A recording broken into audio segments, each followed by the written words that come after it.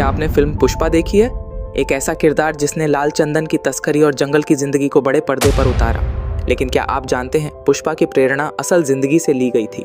वो इंसान जो सिनेमा की कहानी से कहीं ज्यादा खतरनाक था और जिसने 3 दशकों तक पुलिस और सरकार को नाच नचाया, वीरप्पन। पुष्पा के मैं झुकेगा नहीं वाले डायलॉग से अलग वीरप्पन ने झुकने से इनकार करते हुए पूरे सिस्टम को हिला दिया। उसकी असली कहानी क्या थी? क्यों उसकी मौत के लिए एक पूरा ऑपरेशन चलाना पड़ा? और लाल चंदन की तस्करी का सच क्या है? आज हम आपको रियल पुष्पा की कहानी दिखाएंगे। सोचिए, एक ऐसा इंसान जो जंगल का राजा बन गया, एक ऐसा अपराधी जिसने 2000 से ज़्यादा हाथियों का शिकार किया, करोड़ों की लाल चंदन की तस्करी की और पुलिस बलों को 3 दशकों तक चकमा दिया। भारत के इतिहास का ऐसा अध्याय जिसे सुनकर रोंगटे खड़े हो जाते हैं। वीरप्पन, ये नाम जितना खतरनाक है, उसकी कहानी उससे भी ज़्यादा। पर सवाल ये है, क्या ये इंसान सचमुच इतना ताकतवर था या उसकी ताकत डर और जंगल की गहराई में छिपी हुई थी? आइए इस रहस्यमयी कहानी की गहराई में उतरते हैं।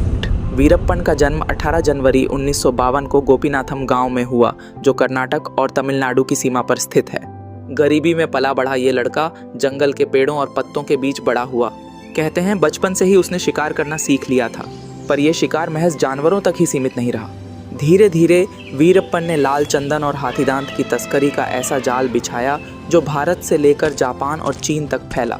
थॉट प्रोवोकिंग क्वेश्चन, क्या वीरप्पन जैसे अपराधी समाज की गरीबी और अशिक्षा का नतीजा होते हैं, या फिर ये एक ऐसा रास्ता है जिसे वे खुद चुनते हैं? लाल चंदन ये ऐसा पेड़ है जिसकी लकड़ी सोने से भी महंगी मानी जाती है। दक्षिण भारत के जंगलों में मिलने वाला ये दुर्लभ पेड़ दुनिया भर में फर्नीचर, दवाइयाँ और धार्मिक चीज़ों के लिए इस्तेमाल होता है। वीरप्पन ने इसे अपने अपराध साम्राज्य का आधार बनाया। उसने न केवल इस लकड़ी की तस्करी की, बल्कि स्थानीय गांव वालों को इस धंधे में शामिल कर लिया। उन्हें रोजगार भी दिया और डराया भी। धीरे धीरे वीरप्पन ने अपने लिए रॉबिन हुड की छवि बना ली।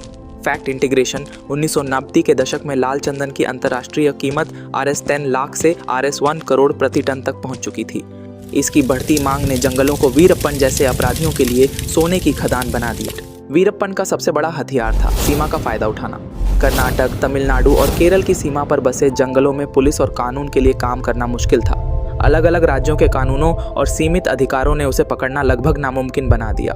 पर यह सब ऐसे ही नहीं हुआ। वीरप्पन को स्थानीय लोगों का समर्थन भी मिला।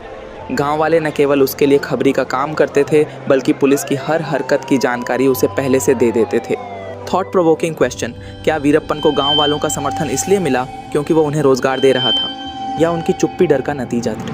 1984 में वीरप्पन ने अपने अपराध जगत की पहली बड़ी चाल चली। उसने अपने प्रतिस्पर्धी डाकुओं को एक दावत पर बुलाया और उन्हें मार डाला। इसके बाद उसने कर्नाटक और तमिलनाडु के जंगलों पर अपना कब्जा जमा लिया। लेकिन इसका सबसे खतरनाक रूप 1951 और 1953 में सामने आया, जब उसने पुलिस अफसर पी श्रीनिवास का सिर काट दिया और पालार ब्लास्ट के जरिए कई पुलिस वालों की हत्या कर दी। फैक्ट इंटीग्रेशन, पालार ब्लास्ट भारतीय कानून व्यवस्था के इतिहास की सबसे खतरनाक घटनाओं में से एक मानी जाती है। इस हमले ने पुलिस और STF की नींद उड़ा दी थी। Scene 6, the Rajkumar kidnapping. 2000 में वीरप्पन ने ऐसा अपराध किया जिसने पूरे देश को झकझोर कर रख दिया। उसने कन्नड़ फिल्मों के सुपरस्टार राजकुमार को 108 दिनों तक बंधक बनाकर रखा। करोड़ों की फिरौती मांगी गई। ये घटना सिर्फ एक अपराध नहीं, बल्कि वीरप्पन की ताकत और सरकार की असफलता का प्रतीक बन गई। थॉट प्रोवोकिंग क्वेश्चन, क्या इस घटना के पीछे सिर्फ फिरौती थी, या वीरप्पन एक संदेश देना चाहता था कि जंगल का असली राजा कौन है? 2004 में भारत सरकार ने वीरप्पन को खत्म करने के लिए ऑपरेशन कोकून शुरू किया। IPS विजय कुमार के नेतृत्व में स्पेशल टास्क फोर्स ने वीरप्पन की आंखों की खराबी का फायदा उठाकर उसे इलाज के बहाने जंगल से बाहर निकाला। जब वीरप्पन एम्बुलेंस में बाहर आया, STF ने घात लगाकर उसे और उसके साथियों को मार गिराया। 348 गोलियों की गूंज ने 30 साल के आतंक को हमेशा के लिए खत्म कर दिया। Scene 8, legacy and reflections.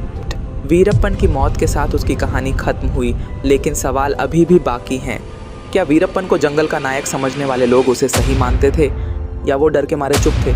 लाल चंदन की तस्करी का धंधा आज भी जारी है और कानून व्यवस्था के सामने सवाल है, क्या हम अपने जंगलों और वन्य जीवों को बचा सकते हैं?